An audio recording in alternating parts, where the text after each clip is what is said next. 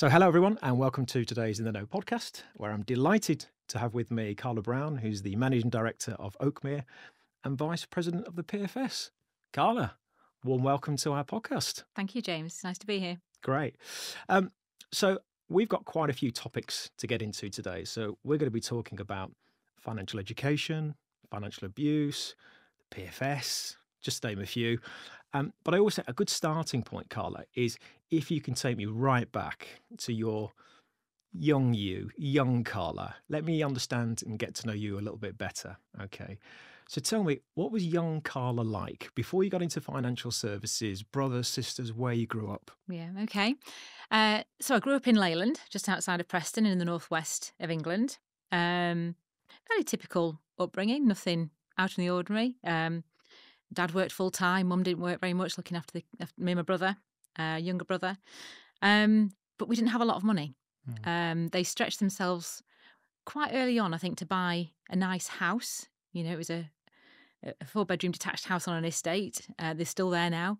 But because they'd stretched themselves, we didn't have a lot. You know, there was things we couldn't do. I remember clothes coming from charity shops.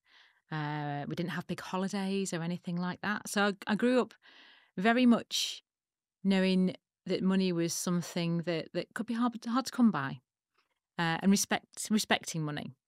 My parents were quite conservative in the way that they dealt with money. And money was very much a taboo. I never knew how much my parents earned or didn't earn or what bills cost or anything like that. So just one of those things, perhaps a generational thing we didn't really talk about. But went through high school, went through sixth form, went to university, did a degree in English literature. Had no idea what I wanted to do. Really no idea at all. Kind of drifted. Thought about being in the police at one point, but I wasn't tall enough. How tall are you then? Quite tall. 5'5". Oh, yeah. I've got heels on. You've got heels, yeah. Okay, Maybe I fine. should have worn them back then. Yeah, absolutely. Got through the process.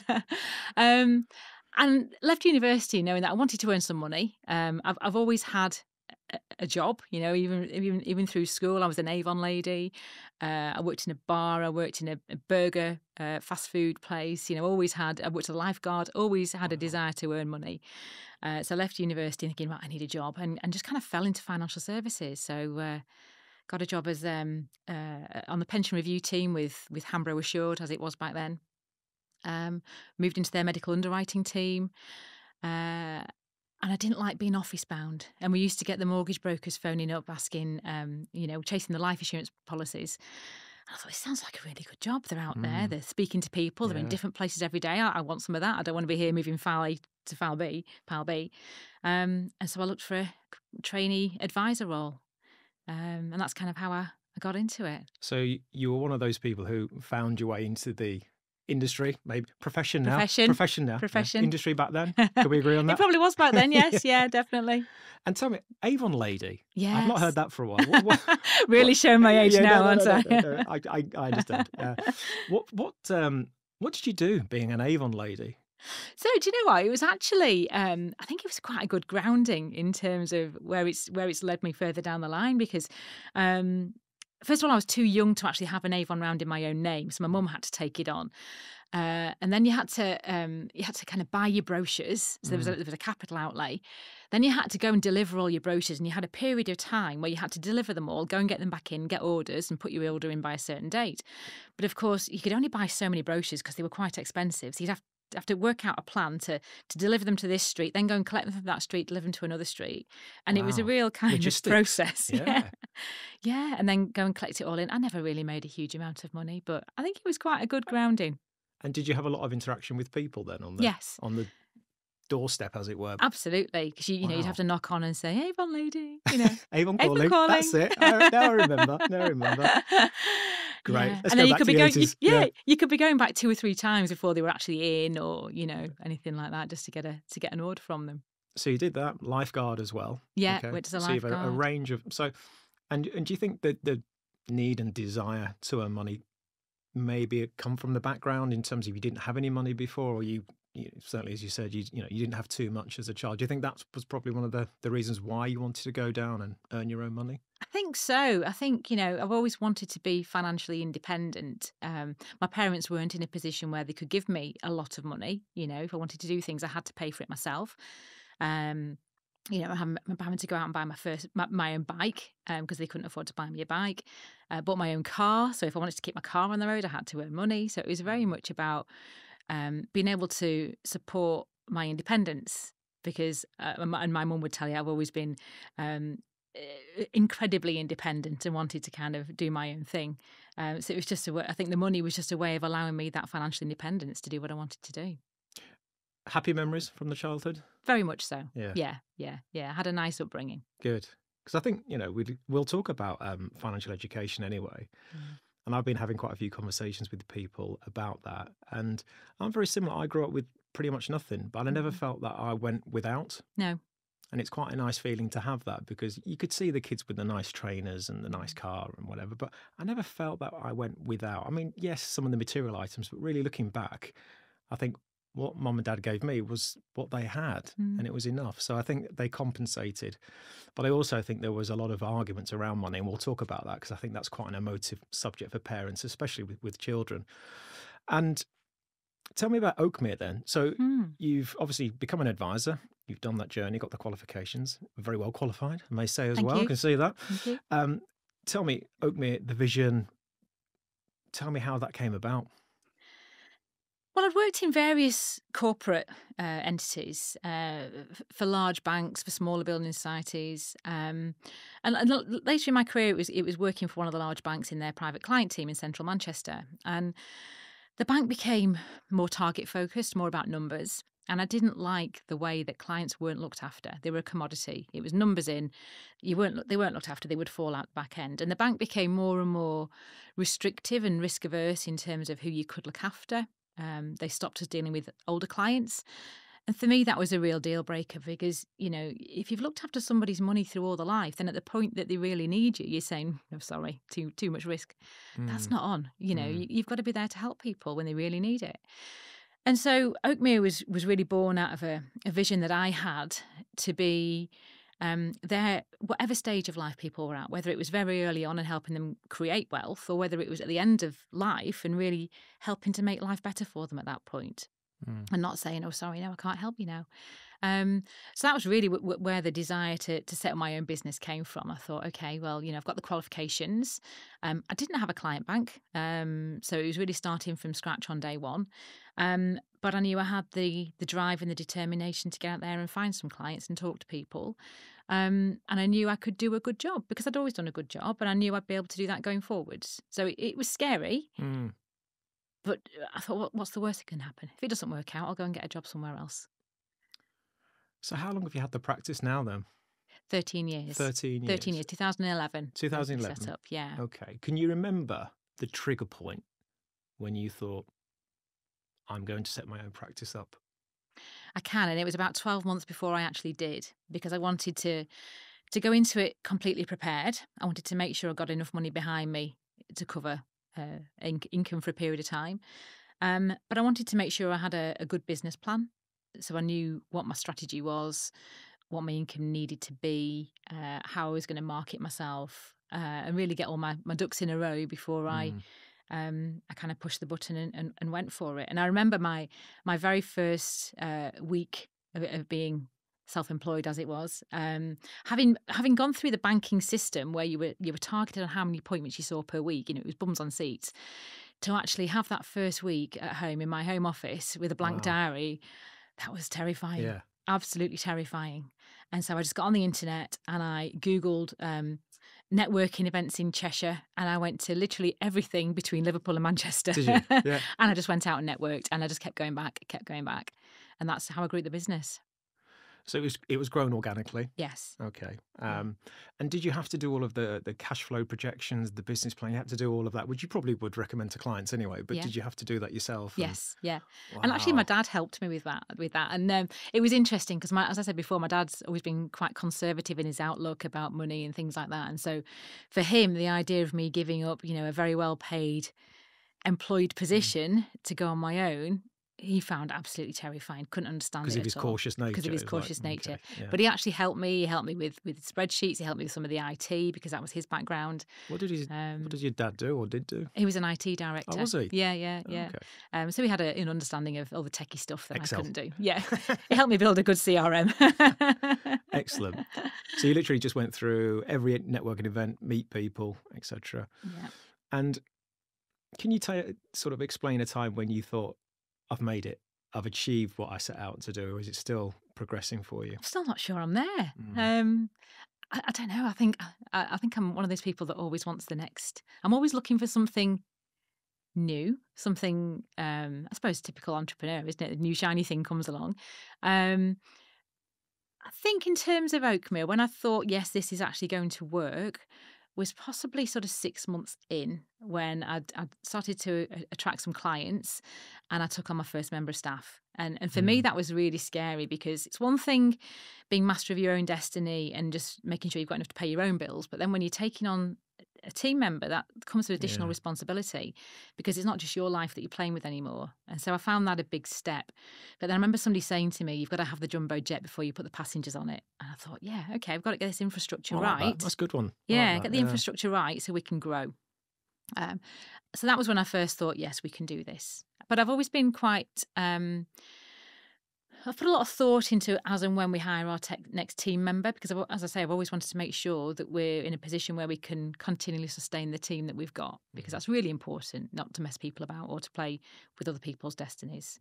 And how many people have you got now? There's 10 of us now. It's 10 of you? Yeah. Okay. So 10 loads of problems and opportunities and stresses and strains, etc. And how do you get the balance between being the entrepreneur, the business owner, looking after your clients and doing all the other things that we'll come on to later on? So how do you sort of manage and protect your own time around that? Yeah, that's been a learning curve. Not always as good as I should be. That's very diplomatic. Yeah. So quite early on in my kind of having my own practice, I joined something called Strategic Coach. Dan Sullivan's training program, which has the entrepreneurial time system, which is where you categorize your time. So you have free days, you have buffer days, which is when you do stuff, and then you have your client focus days. And so I've followed that for quite a long time now. So it's about protecting your time off. Having said that, there's been long hours. There's been times I've worked into the evenings. Never worked weekends. That's always been my safe space. But this year is the first time ever I've actually gone on holiday and been able to turn my emails off. Wow. First time in 13 years. I actually took my email app off my phone, so I couldn't be tempted to look at it. But the reason I can do that is I've got the most amazing leadership team in place now. And that's something we've worked really hard to develop over the last 12 months. And I feel we've got that team in place now. Were you tempted to have a look?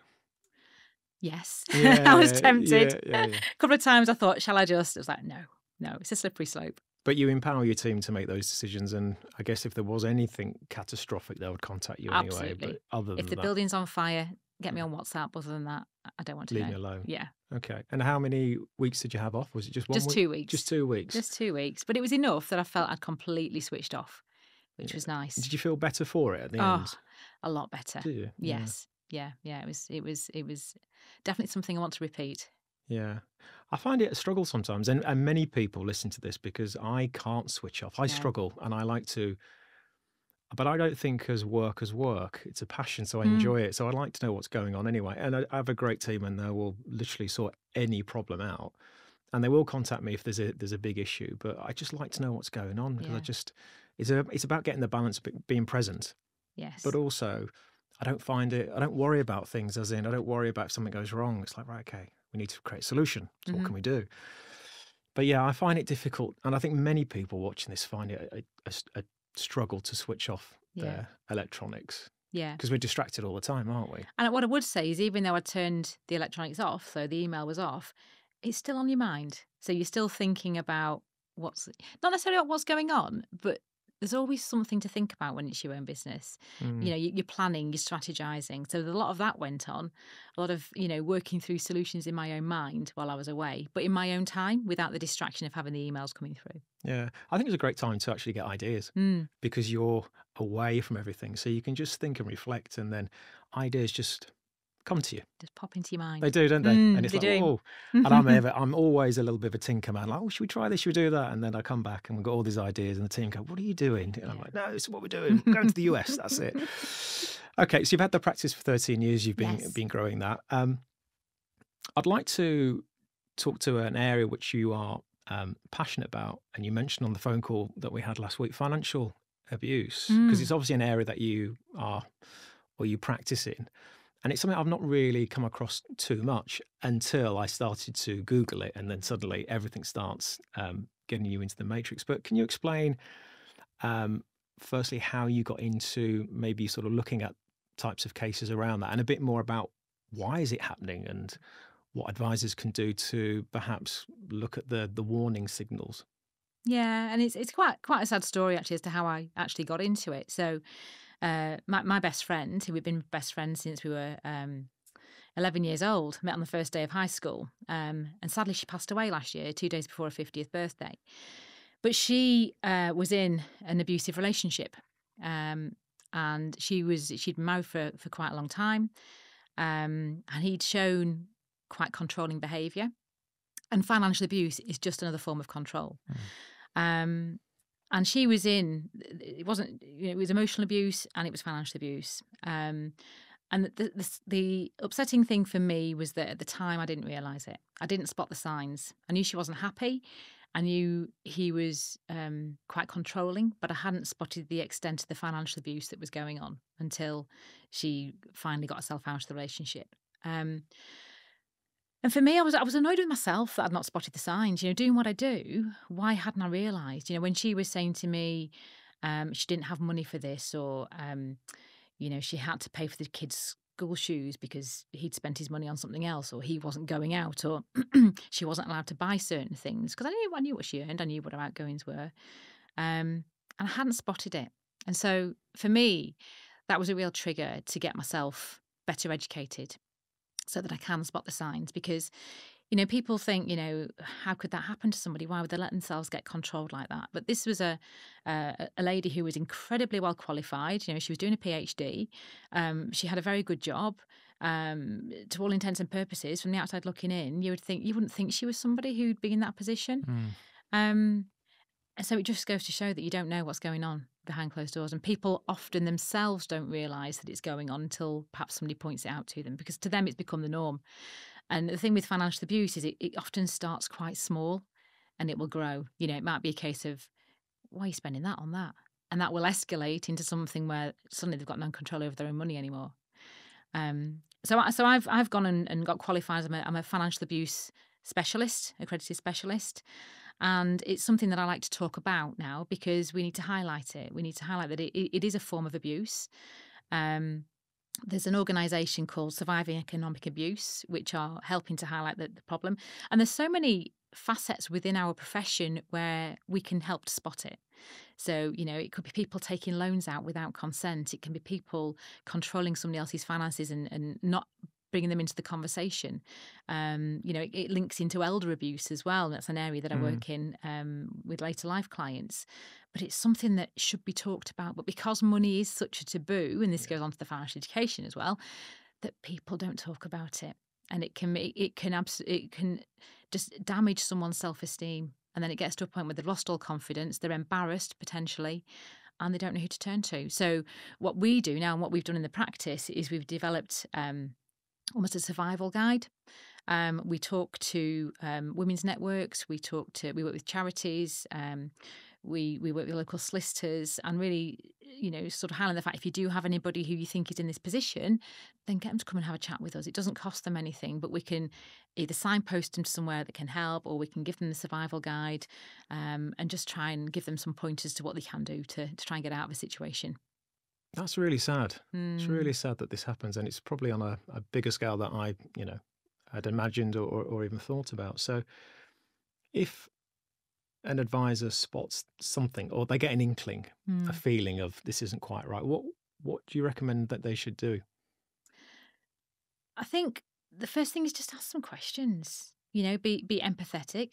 Don't scare the person off, but just try and dig a bit deeper and find out what is it that's going on. So, for example, it could be somebody might say something in a conversation. They might say something like, "Oh, I'm not allowed to do that," or "I need to ask my partner about that." Perhaps just say, "Well, why?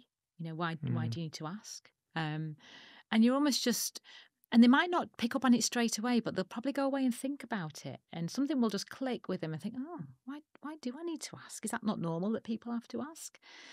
So it's just trying to raise the awareness. But if quite often financial abuse will go hand in hand with other kinds of abuse. So it may be that there's something deeper going on. Um, but it is about asking the questions, and it's about signposting that person to a charity or an organisation that can help.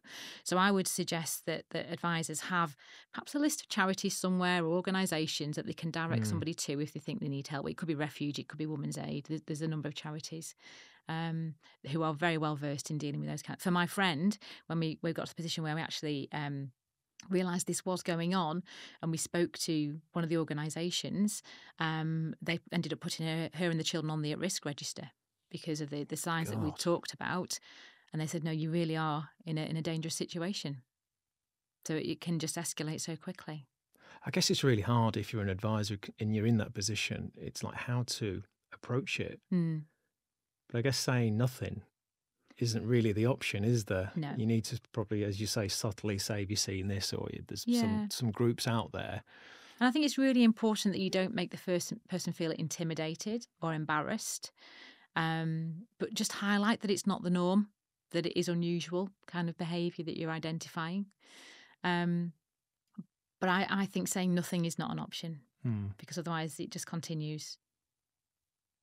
Which is incredibly sad. And also there's that regret as well, isn't it? It's not noticing the signs or not picking up on the signs, and things happen. And I think it's hard for an advisor as well to be in that position.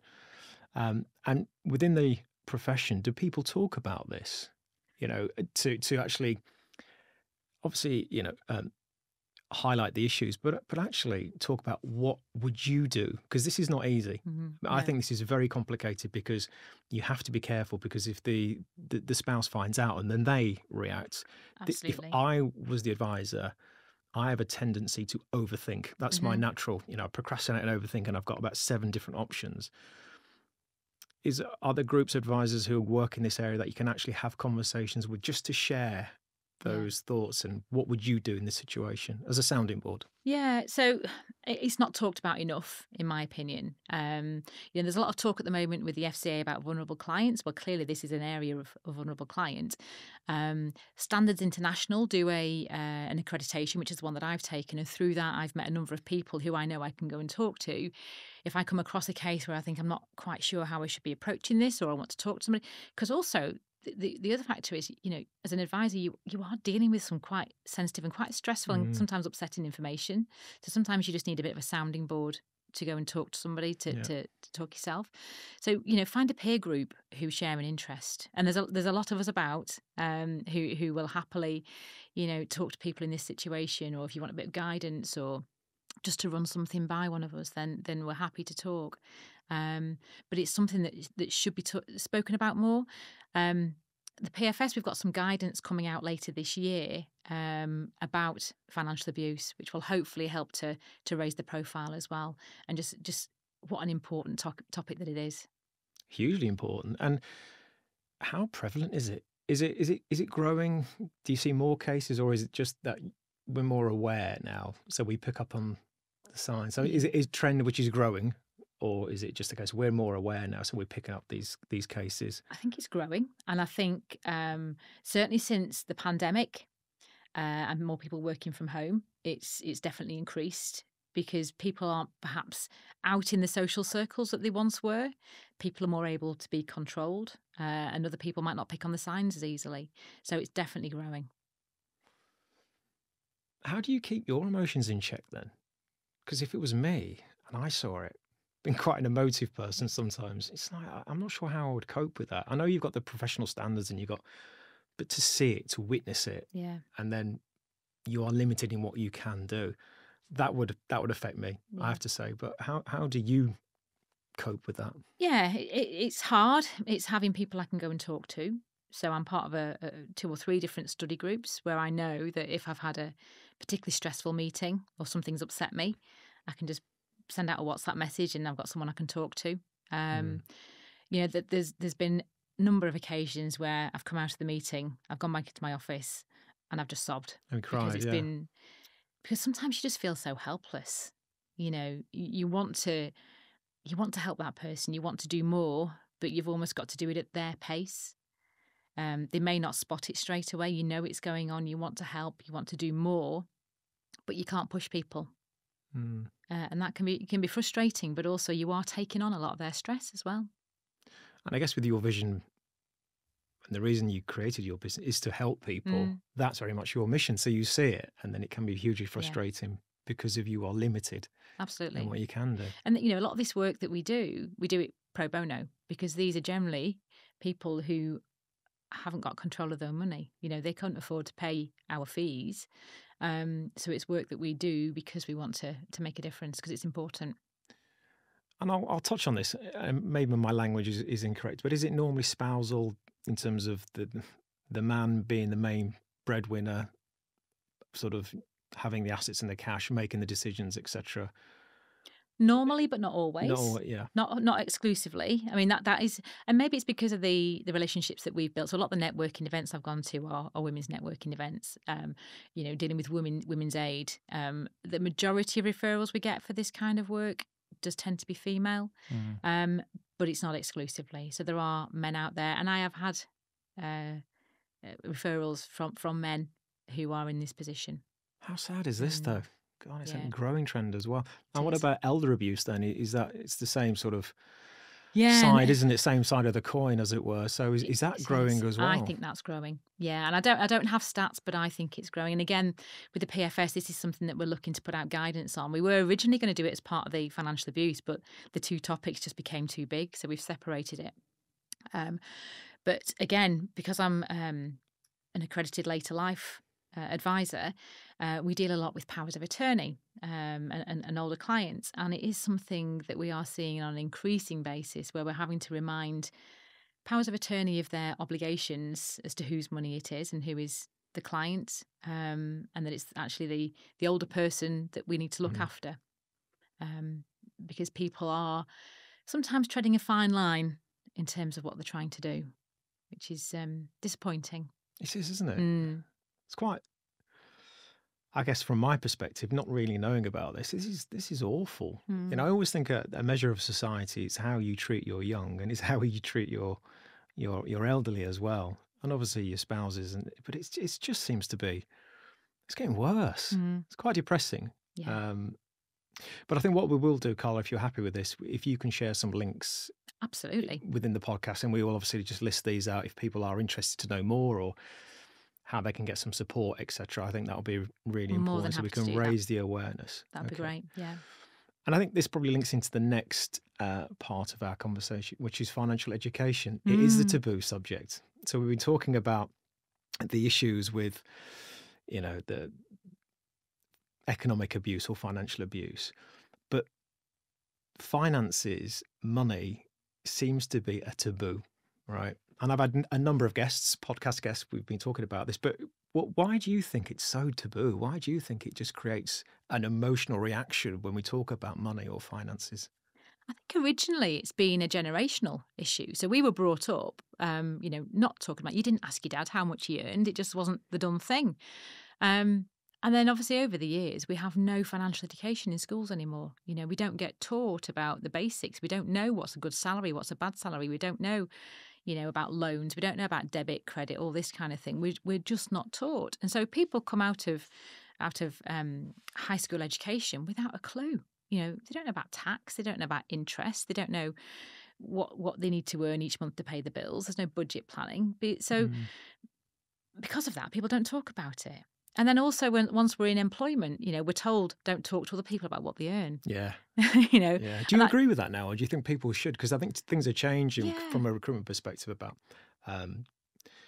being transparent with salaries and sort of those sort of benchmark numbers. But yeah, because I was taught don't mention your salary because it just creates negativity, and it Yeah. does, it always Yeah. does. It's a shame. Yeah. But do you still agree with that sort of sentiment, or you sort of moved on from that now and say we should be a bit more I transparent? think we should be a bit more transparent. And I'm not saying everybody should, disclose exactly what they're earning, but perhaps there should be bandings and people should. So in our practice, we are transparent about the bandings for different job gradings.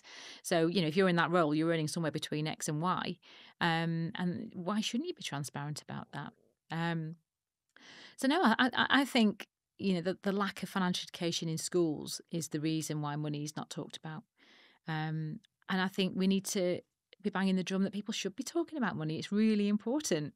It gives you independence. It can deliver so much. You need to know about it. So you have a son, don't you? I do. 20, 21? 21 now, Yeah, yes. okay. Yeah. So he's been through the school system. Yes. Okay. Is it university? Just left. So Just he's out in the big wide world he? now. Yes, yeah. What degree did he do? He did military history. Did he? Yeah, so he's Wow. always had an interest in joining the forces. So he's currently going through the application process for Sandhurst. Is he? Fingers crossed. Brilliant. Okay. So the reason I asked that question, so he went through schooling, and did he have any classes or discussions around basic budgeting? No, you have not so at much all. money to spend, you've got so much income, or any of the basics? Nothing at all? No. And it was through him that I first became really interested in this topic, because this is going right back to primary school. I think he must have been in year 5 or year 6 when there's, kids are starting to have a bit of an interest in money. They want to buy things. They want, to own things and start getting money for birthdays as well. And I remember I was a governor at the school at the time, and I was asking about financial education. And, no, we don't. That's not on the curriculum. We don't do it. And at the time, I was working for one of the big banks, and they had a scheme. It was through PFEG. I think it was Money Matters or something. And it was a voluntary program where you could go into schools and deliver workshops.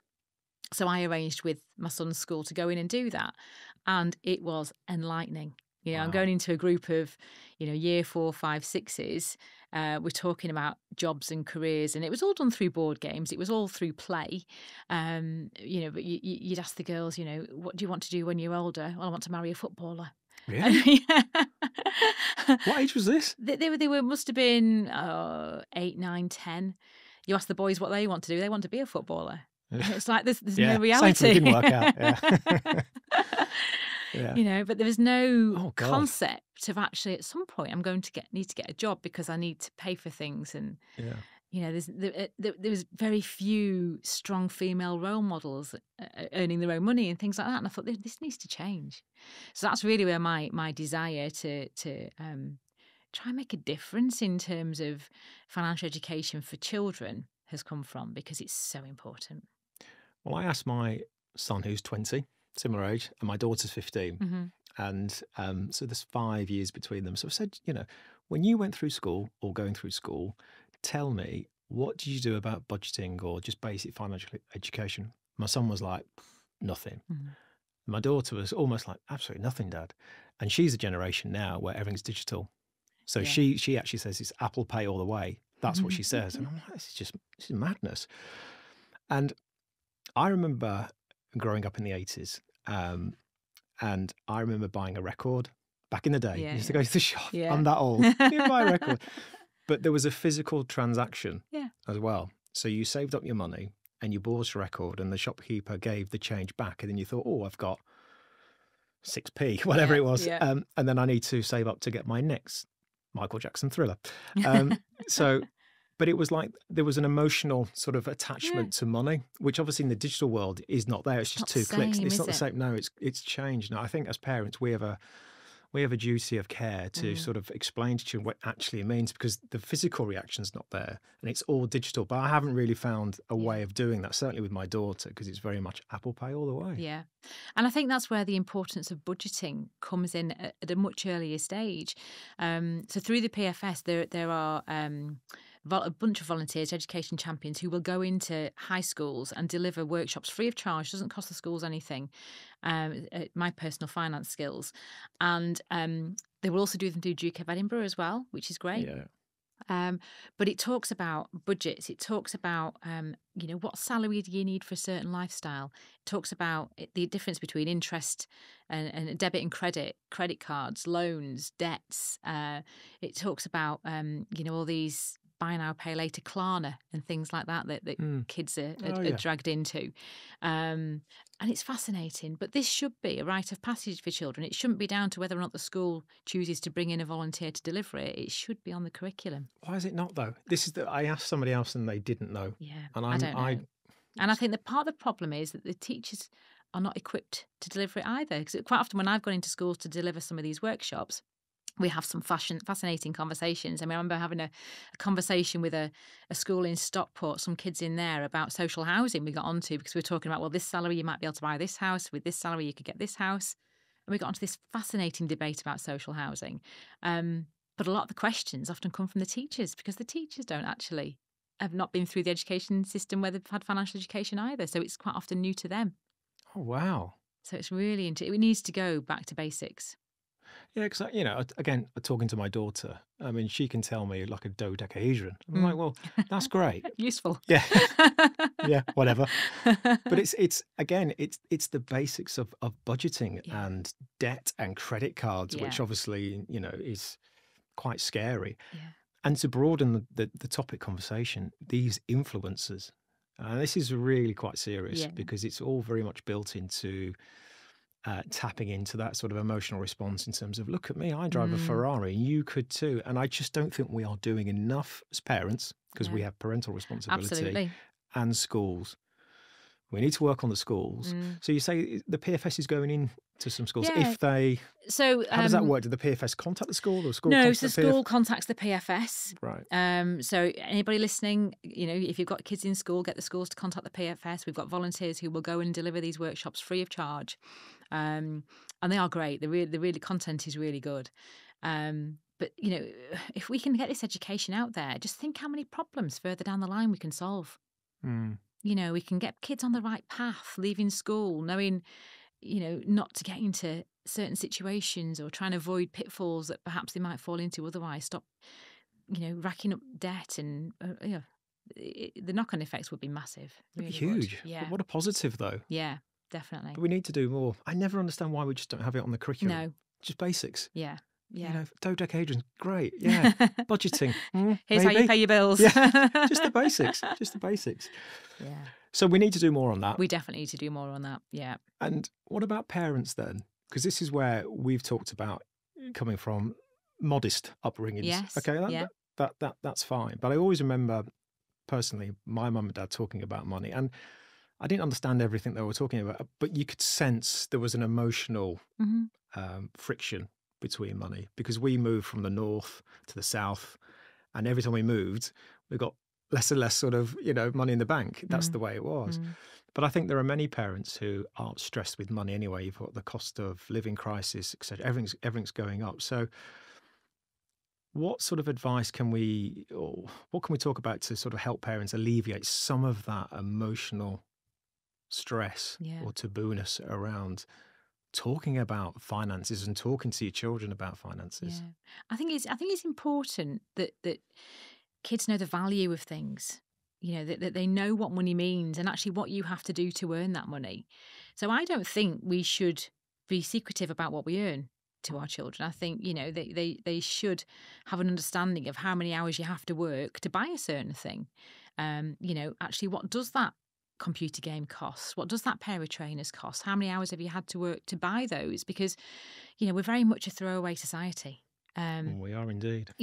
But actually, and I see this with my son and with my stepdaughter, that, when they have to pay for something with their own money, they look after it a lot better than if I bought it for them, because they understand the pain that's gone into actually earning that money, to actually buying something. And this is where I think we need to stimulate more conversation. We need to talk to them about the bills. We need to talk to them about, the tax you have to pay. Talk to them about the interest and how you earn interest in a bank account, and just get them interested early on. Because you're right, we have got a parental responsibility. We can't just say it's all down to the schools. No, but I think we shy away from it as well, though. We shy away because of the emotional sort of attachment to it, and it can be very stressful. It can be. Yeah, absolutely. And quite often in many households, the cause of a lot of arguments as well. Yeah. Major arguments as Yeah. well. And all you hear is can't afford that, can't Yeah. afford this. And it's a shame that we sort of live in this society where we have these conversations where it becomes so inflamed, and then it just creates that next generation of perhaps taboo or don't talk about it, and then the cycle continues, and then we are where we are, Exactly. not where we want to be. Yeah. But I think that openness, that that discussion, having it as a discussion. And I say to people, have a money buddy, somebody you can talk to about money. If you're not comfortable talking to your family about it, then find a friend or a colleague or somebody that you're comfortable talking about, just where you can bounce ideas from. Seems so basic, doesn't it? But again, we need to do more of that. It's an interesting subject, and I've still never got to the bottom of it, but I do know the conversation that I have with my children, I try and teach them the basics. Yeah. Because you come from modest, humble sort of beginnings, and you know the value of a pound. Yes. And I don't want my kids to be spoiled or whatever. Just be humble. Yeah. I think it's really important. Did you have those open conversations with your son when he was growing up? Because obviously being a financial advisor, Yes. you know about that. Yeah, very much so. And I've always, from him being very young, I've always wanted him to understand the value of money. So anytime he's had money for birthdays or Christmas, we've always spent half, saved half, and that was a habit he got into very, very early on that he still does now when he's earning his own money. So he still, every wage packet that comes in, spends half, saves half. Does he? Yeah, and that's kind of ingrained in him now. That's brilliant. Yeah. And I think, if you can get kids into these habits, I mean, they say that you learn your money habits by the age of 7. Yeah. So that's the the Barker's sooner- advert. Have you seen Yeah. it? Yeah. I saw that last week, I think it was. Yeah. So the sooner you can get these habits, from very early on, the better, because it will stick. It will do. I just think we need to do more, though, Yeah. and not be afraid. But, I think we'll certainly put some links out with regard. I've got quite a few connections who are head teachers as well. Oh, brilliant. So let's Yeah, try and get yeah. because I have a bit of a bee in my bonnet Yeah. because I see kids coming into my business, and it's, again, they're taught things which I think you need to be taught the basics. Yeah. Even how to write, maybe. Because things like yeah. text speak. Yes. You write to a client, you're like XOXO. Letters What? missing. Yeah. Where's that come from? It keeps me young, and I enjoy. But I do think we just need to have some basics in the curriculum, teaching these children what they really need to know. Absolutely. Get them equipped for the real world. Yeah. And maybe teachers need to go through it as well then, because if Yeah. they're just going through the education system, then going into university and then coming back into school, it's like, Exactly. well, if they've been to university, they'll have probably debt, Yes. which they need to pay off anyway. So Yeah. again, I just think we need to have these conversations. Yeah. Okay, but we'll certainly put some links That would be great. on the podcast, and I will be contacting my head teachers sternly to have a word. Yeah. Okay, so these are all the good things that we can do. So this Yes. leads me very nicely, like it's a nice segue, onto the profession. Okay, Yeah. clearly you're very passionate about it, and we had a conversation about raising the standards of the profession, talking about gender diversity, and attracting and keeping women. Okay, Yeah. and I've got a viewpoint on that, but I'll let you go first because you're my guest. So what can we do as a profession to attract and retain good financial planners who are female? Okay. I think the problem goes deeper. So in my opinion, people aren't coming out of school or university wanting to be financial planners. They tend to fall into it further down the career. I think, and this actually conveniently links into the financial education, if we're talking about money in schools, if school children are seeing financial planners come in and deliver workshops, then it's stimulating conversation. We need to be having young people coming out of education with a desire to be a financial planner, the same way they are an accountant or a solicitor. It's a valuable profession that is very much in demand, but people don't know about it. Now, is that because so few people in the UK population actually have a financial planner? Maybe. But it's just, as I said before, it's not talked about. So we need to be making people aware that it's an option. So that could be done through, as I say, going in and talking to schools. It can be, so what we do at Oakmere is we go into careers fairs. So we go into sixth forms, we go into high schools, and we have a stand and we just talk to them about financial services, what it is, what are the options within it. But let's get people coming out of college, university, with a desire to be a financial planner. I think that's the first step. And I think that will even up the gender disparity as well. In terms of what we seem to be seeing at the moment is women coming into the profession but not necessarily staying, and that's worrying, I think, because why aren't they staying? And I don't think we've got to the bottom of this yet. Now, possibly women are going off and having families, but that shouldn't be a barrier these days. Being a financial planner is something you can balance quite comfortably alongside having a family. So it shouldn't be a barrier to entry. It shouldn't be a barrier to staying. So I think there's definitely more work needs to be done as to why people aren't staying. But as employers, we need to be asking that question. We need to be finding out actually what can we do to support more women into the profession and retain them, because that's where we need to be. Is it around flexibility with working? Is it around knowledge? Is it around supporting people through qualifications if they've also got a family? What can we do more to support men and women to come into the profession, but also importantly to stay? And that's something I think that's been seen across the board. It doesn't seem to be isolated.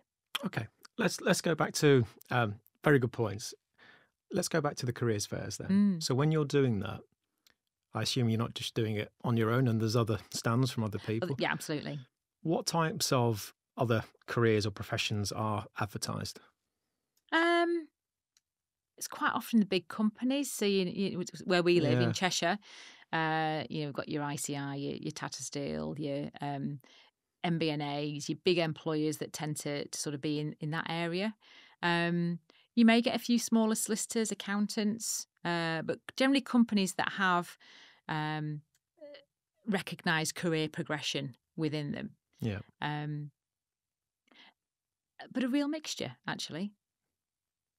Okay. So you get a mixture of companies all selling the benefits of whatever job or company, fine.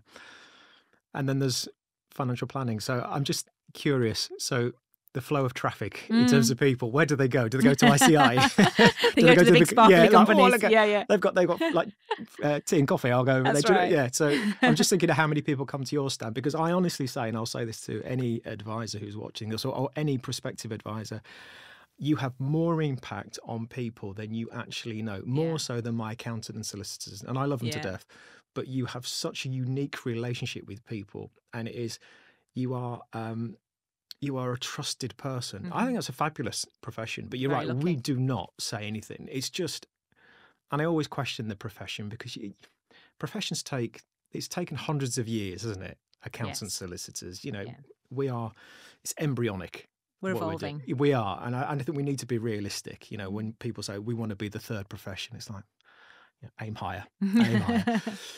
But we do need to raise the awareness of people.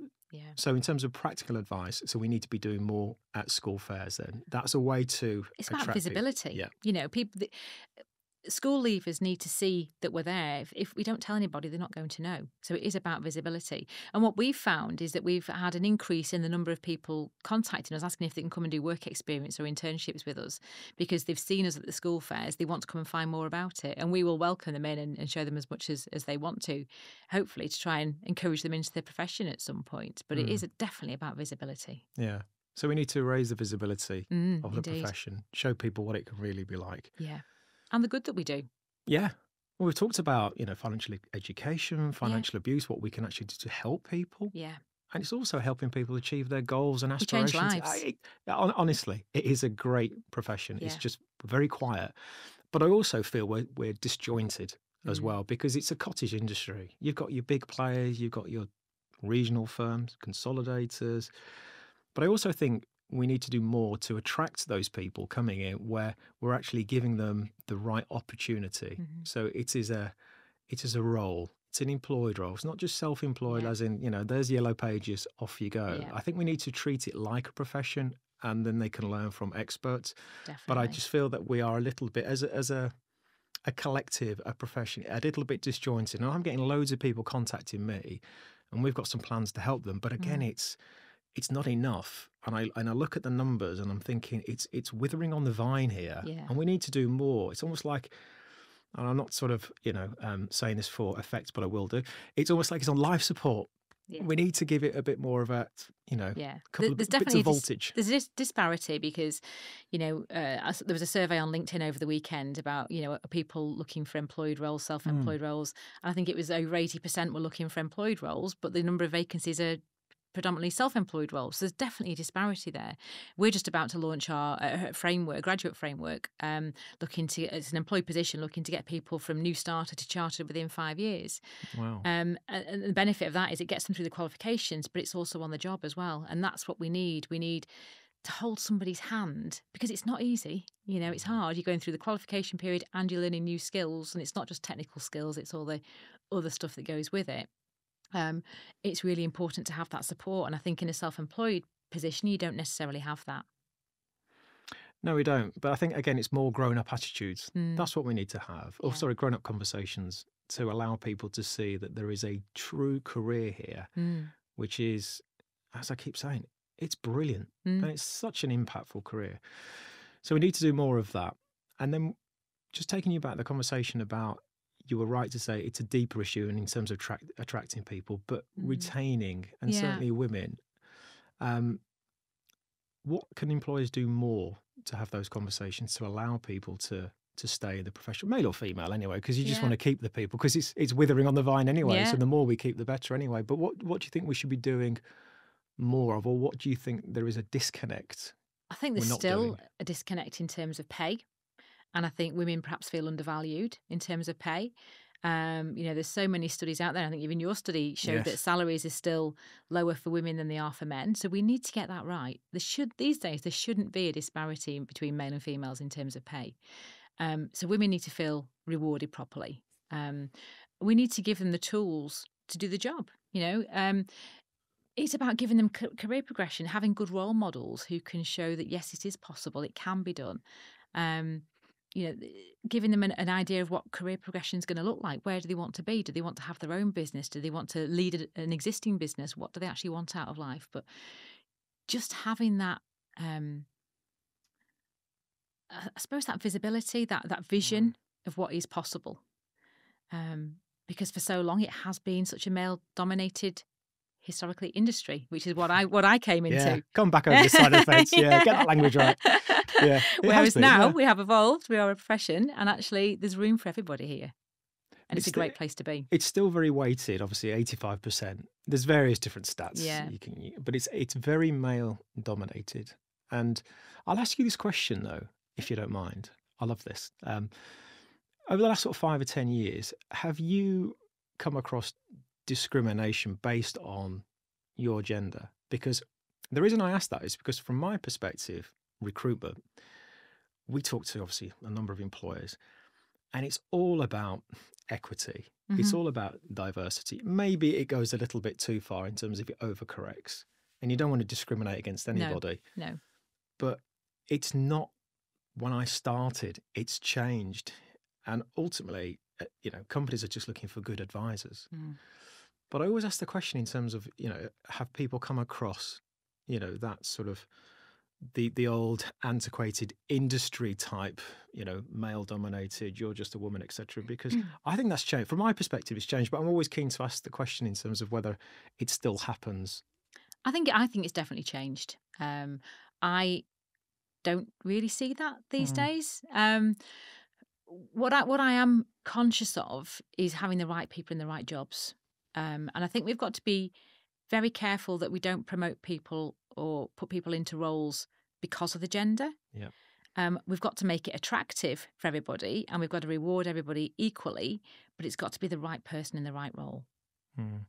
We shouldn't be screening against certain genders because it doesn't tick a box. We've got to be really careful of that, I think. No, because that's discrimination. Yeah, absolutely. And no one wins. Yeah. And sometimes I think it's because people want to do good.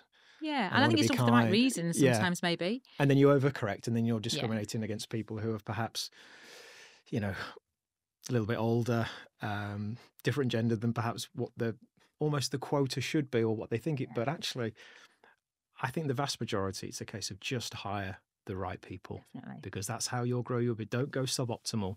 No point, and it's wrong to discriminate. But I do think I like to ask these questions because obviously I see it from a different perspective, from a recruitment perspective. And, you're living proof you run a business. Yeah. You run your own practice. You're the vice president of the PFS. So it's almost like this is positive. So you're a role model. Yeah. But I guess we need to get your voice out there a bit more. Yeah, absolutely. And I think, I think we need more positive role models as well of people shouting that, yes, this can be done. It's a great place to be as a male or female. It's a great place to be.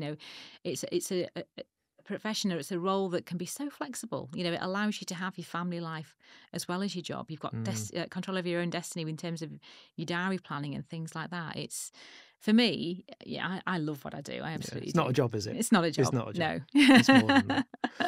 And just going back to the pay disparity, because I think what we've seen in our census, which we've been doing for over 12 years now, a long time, and I've aged well. I think what we've seen is the disparity close, Yeah. which is great. And actually, according to the data, the highest paid financial advisor stroke planner is female. And that should be championed. That's great. Absolutely. So that's a good thing.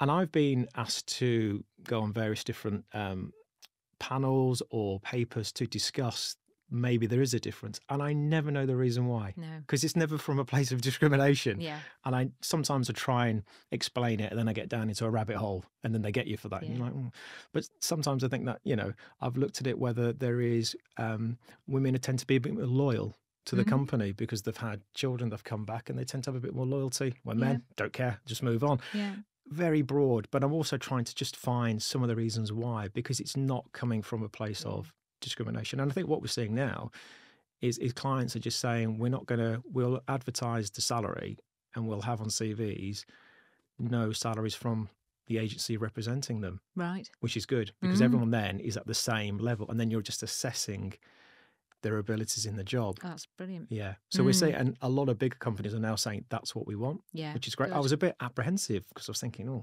because you have to get your recruitment right then, because you have to test the skill set. Yeah. Otherwise, you don't want to bring somebody in who hasn't got the skill set. Yeah. So they have to change the parameters. But I think this is a real positive. So I think that's one way, a proactive way, that if we're trying to address that pay gap, having no salaries on CVs is one of the It's a step in possible. the right direction. It is, isn't it? I think that's Definitely. a positive. What do you think? Yeah, no, I think that's definitely a step in. I mean, when I saw your census results, I think it's still so disappointing that, yes, your female advisors are the most highly paid in terms of the bonus they receive, but the basic salary is still lower. It's weird, isn't it?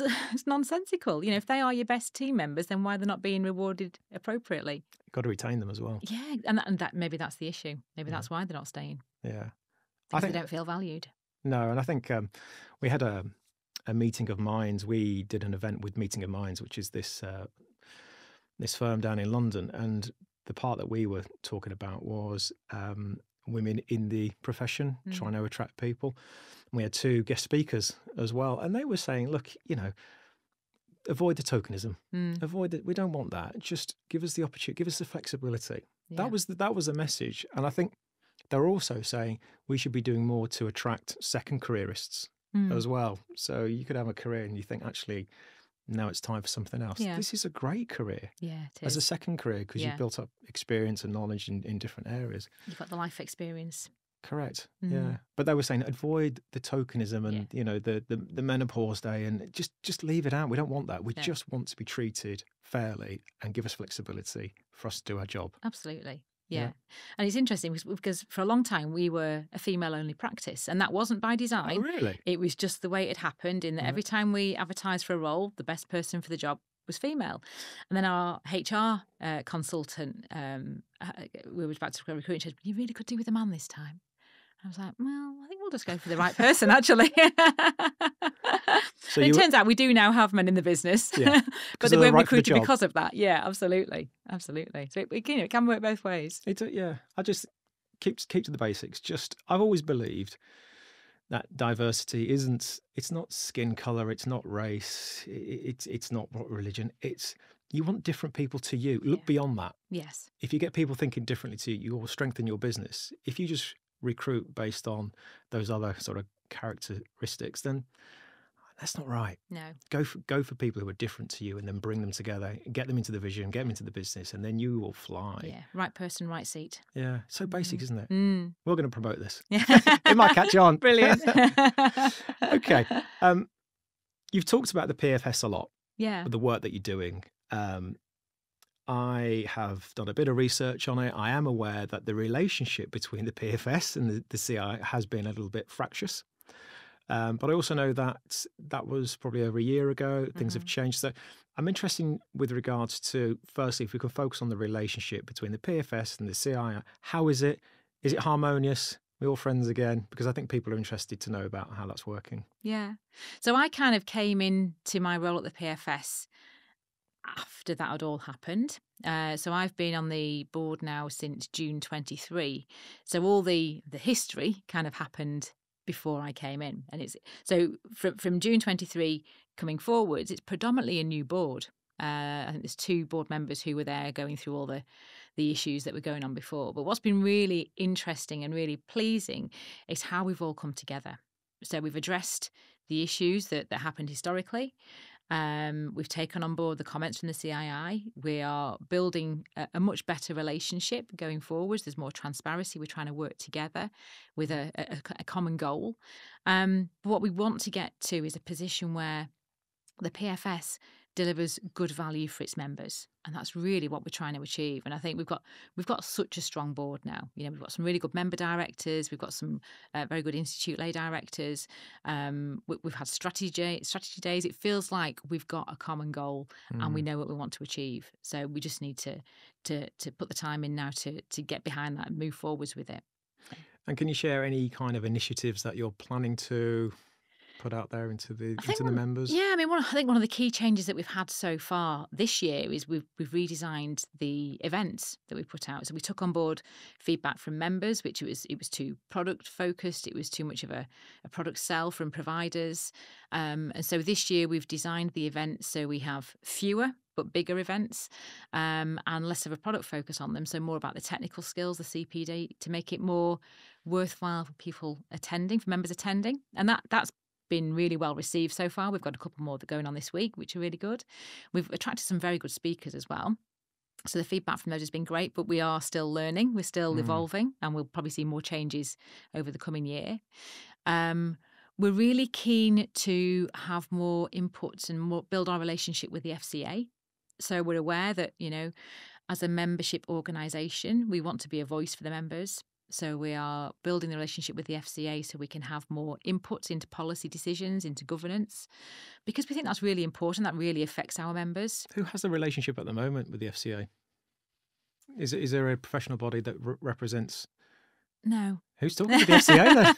That's probably why all those decisions happen. I think that's where the gap.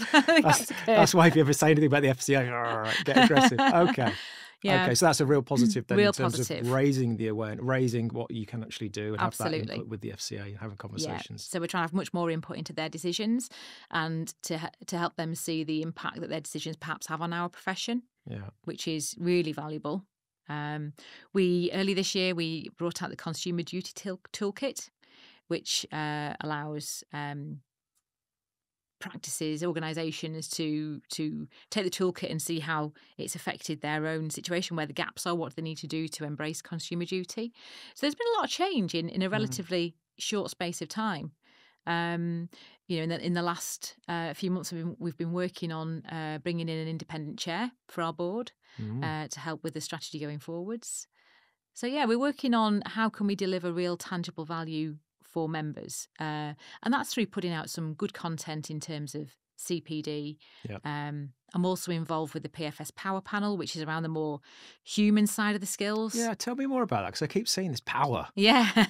It's been going for a while, but again, it's just I keep seeing it and I'm like, what does this mean? Yeah, so it started in, I think it was 2017-18 it started by Sharon Sutton, and it's kind of grown. So it grew through lockdown because the bulk of the content we put out is online. So obviously through lockdown, that kind of grew legs. But we put out weekly webinars, blogs, articles, steering away from the technical side of things and the qualifications, because that's the PFS kind of core framework. This is more about content by practitioners for practitioners. So it's learning from people who've been there and done it. Looking at the softer side of skills. It could be anything from how to have a great first meeting. It could be, how do you deal with your reviews? How do you do prospecting? How do you do cash flow forecasting? Building professional connections, growing your business, all these kind of things that nobody really teaches you. And this is where we go for the content. So it's really interesting. We've got a great panel who are full of ideas. So we've got some really good content coming up. I think I've had a number of conversations with people about the human side. Money. We've talked about obviously financial education, a bit of a taboo subject. But is the PFS power, are they doing more about the emotional side with regards to getting clients to build trust with the advisor, and then building the empathy, and then a call to action, and making sure that they follow through? Because advice or financial planning isn't just about a risk profile No. or a fact find. I have a very queer relationship with money, and it's my advisor you want to work with to actually create the goals, or for me to understand, or for them to understand what my goals look like and how I can work towards it. So, and I know the mechanics are important, and I know tax plan, I get it all, right? But it's not sexy. No. And you're not going to get me. Quite boring. Yeah, it is. Yeah. Glad you said that. Don't want to offend guests.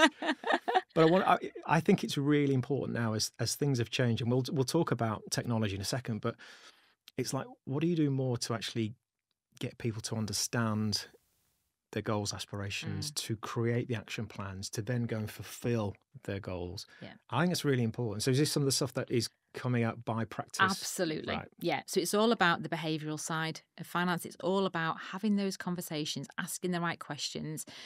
We've got a financial planning guide coming out, hopefully in time for the annual conference in November, which is about the 5 C's, 5 consumer outcomes.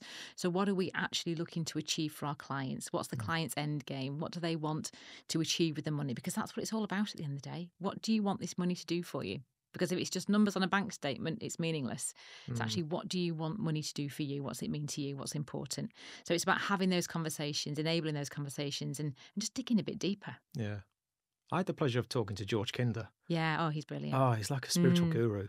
I had a good, and I read his book, and you saw it on the shelf behind me. This is like the wrap up or the pre-conversation, and he's just such a, when you get a feeling of a lovely man, just a lovely person, genuine soul. But those questions, those 3 questions, certainly the last one, I still think about it now. Oh, yeah. And it is quite deep, isn't it? But I think we should be doing more of that to unearth what people actually want things to look like. Yeah. I mean, I did one of his workshops, the 7 stages of money maturity. That's the one. That's the book, yeah. Yeah. I was thinking, honestly, George, don't ask me for a quote on there, because I've only just started reading it. But it was deep. But it was almost life-changing, I would say, doing the course and going through the process myself, almost as a client, in effect, and asking those 3 questions. You get to the last question, it's like, it's bad, isn't it? Yeah, it's powerful. It's quite emotional. It's very emotional. Because I think about my kids as well. And I'm like, oh my God, Yeah. what have I not done? And That's right. who did I miss? What would your regrets be? Yeah, and yeah. And I always I laugh at myself, because some people say, oh, I want to spend more time with my family. And I think, I'm not sure my family want that from me. Do you know what I mean? They're like, best ask them. Yeah. Like, oh, you're right, Dad. Crack on. Okay, so there's lots of good stuff coming up for the members. Definitely. So it's and the membership, is it 40,000 strong? It's about 40,000, just under 40,000. Yeah, absolutely. That's the biggest membership, isn't it? Biggest membership body in the UK. Yes. Yeah. Yes. Yeah. Which is great. Yeah. There are alternatives. What I would really like to see is us all working together. I think we are stronger together. Yeah. In terms of getting the FCA to listen and that kind of thing. So yeah, I think there definitely needs to be some collaboration there. We're all looking at slightly different things, which is great. We've got the new talent agency, we've got next gen planners. There's lots of good stuff coming out from different areas. But yeah, PFS, we're still the largest membership in the UK. Watch this space then. Indeed. Lots of good stuff. Okay, a couple of other areas I just want to quickly touch on, if I may, Carla. Sort of talking about the future then, talked about the membership and things that we should be doing over the next 5 years. I always ask this question, so if people are bored, I'm sorry, but I'm interested. The next sort of 3 to 5 years, where do you think the profession's going? I think it's going to be an interesting time, actually. I think AI is going to change things significantly. Scary. Scary? I don't think it's scary. I think it's exciting. I love the excitement. I'm scared of where the potential, because it's more than exponential growth. Yeah, it's just huge. It's huge, and I think I'll let you answer, and I won't jump in, but I think it's great. But where does it stop? Yeah, because it will become sentient, and it'll be like, that's the Terminator point where you think, oh my God, it's now doing my job. And I'm always thinking it's great we can have opportunities to do different things. But I think we've got a lot of questions to ask when we Oh, get to that undoubtedly. stage. But sorry, I jumped in. But yeah, so you think AI? I Yeah. think it's exciting. I think, we've got to use with caution, and I think we've got to know the parameters that we work to and what its capabilities potentially are. But I think there's so many areas of what we do that it will assist, it will save time, it will make our lives easier, it will reduce human error. And I think Yeah. my hope is that we can harness AI in a way that it's going to make advice more accessible to more people. Because ultimately, that's what I would like to see. There's still far too few people taking financial advice. And that's partly through mistrust, it's partly through lack of availability, it's partly through lack of affordability. So there's a number of reasons, but I would hope that AI will go some way to addressing some of those issues to allow more people to access what is really important. Do you still think there's a trust gap with him? Yes. Yeah. Yes, I do. I hear it all the time. I get people phoning up looking to book an initial meeting with us, and the first thing they say is, "I don't trust financial advisors." Seriously? Yeah, still You see, today.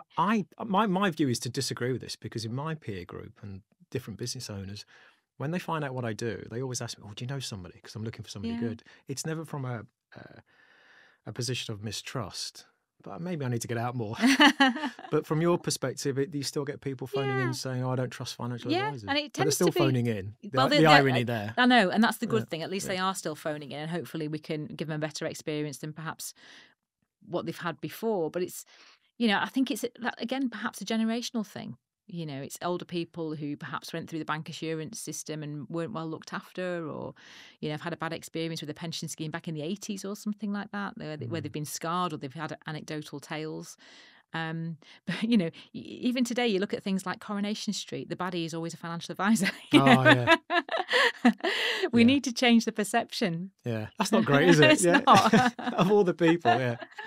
Yeah. So sadly, there is still a mistrust that we need to work on. And again, through the PFS, hopefully we can get some publicity out there and try and generate more interest from the consumer's point of view and increase consumer confidence in what we do.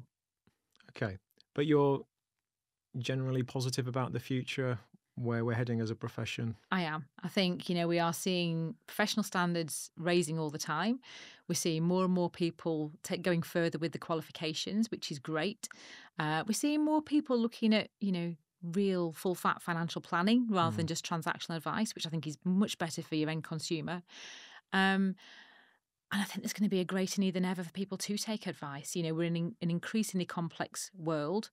There's so much information out there online for people, but that becomes overwhelming. So we're there to help sort the overwhelm for them. Yeah. Okay. And are we doing much work for the generational gaps as well? Because obviously you've got people looking to retire. What about young people? What are we doing? Because I think that's part of where I think AI and technology can help capture. It's that intergenerational wealth, isn't it? We talk about that quite a bit. But do you think there is more to be done from the younger people to get them, once they've been through the financial education, which we're going to keep going on about, absolutely. by the way, once they get that, the basic budgeting, more to actually get people to work with financial planners? And I think you're right. I think AI will allow that to be more accessible for more people, because quite often early on, people just need a light touch, and they may not be able to afford full financial planning at that point. They may not need it at that point. But having something that perhaps is AI driven that will allow them still to have some kind of financial touch points would be a good place to be, because, get the financial education done, get them on the right path, keep them on that path until the point where they actually need to engage, with a financial planner in a wider capacity. Just keeping people engaged from day one is really important. Yeah. I think it's a great opportunity. I think that will work because the kids are used to that. Yeah. But you just need that marriage, don't you, between the tech and the human? Absolutely. And I think that's coming. Yeah. I do think that's coming. Okay. A couple of final questions then, if I may. So who would you say in your professional life has been your biggest inspiration? Wow. I'm going to say, and it's something I've already mentioned actually today, I'm going to say Sharon Sutton. So she was an ex-PFS president. And I remember going to, I think it was a Festival of Financial Planning or something years ago, a PFS event.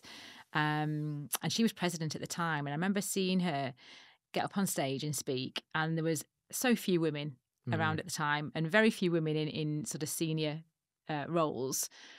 And I just thought, wow, that's brilliant. She's up there, she's doing this. And she was a great role model for me. And I'm lucky enough now to call her a friend. But at the time, I didn't know her at all. And I just thought, wow, she's impressive. Big shout out to Sharon then. Yeah, absolutely. Great. Should be pleased with that. Is she still involved in financial planning? She is. She is, yeah. Yeah, absolutely. Yeah, very much so. She lives on the Isle of Man. She's doing a great job. So almost like the baton's been passed to you then, really. And you're going to inspire the next generation of people looking at it. So I'd like to think that, if I can encourage somebody to come into our profession and make a good go of it, then brilliant. Which is great because it needs more. Yeah. As you say, we need to be more vocal about it. Yeah. Okay. Final question then. This is my magic wand question. Okay. So if I give you a magic wand, okay, it's branded BWD on the wand, obviously. Obviously. And you can only have one wish with this magic wand, and you can wish for anything. What would it be and why? Oh, that's a very good question. I would wish for our profession to be more collaborative and to pull together, to put on a united front and be a united profession, because I think that is going to give greater public trust. I think we need to stop bickering with each other, and I think we need to talk about all the good stuff that we do, because I think the negativity just detracts from everything that we do really, really well. And I think, there's so much need for what we do out there that we should be shouting about it. We should be telling people how good we are rather than trying to put each other down. I think that's great. I think we'll snippet that and put it out there, because I think that's a real powerful statement. Well, I think that's the end of all of my questions. Is there anything that you feel that you would like to talk about now or put out on record, which we've not covered today? I think we've covered quite a lot, haven't we, today? Yeah. No, I think it's been really good. I think that the conversations around the financial education are brilliant, because that is something that we really do need to shout about. I'd love to talk to you more about that going forwards, because I think there's definitely, we've got to keep talking about it, or else it won't happen. Well, I'm going to support you on that. Brilliant. Because I've obviously had children go through, and we need to do more of that. So I'm, happy to bang that drum and talk to the schools. So we need to do more. Yeah, perfect. But other than that, Carla Brown, thank you very much for joining me today. It's been a pleasure to talk to you, and good luck with everything. Thank you very much, James. Thank you.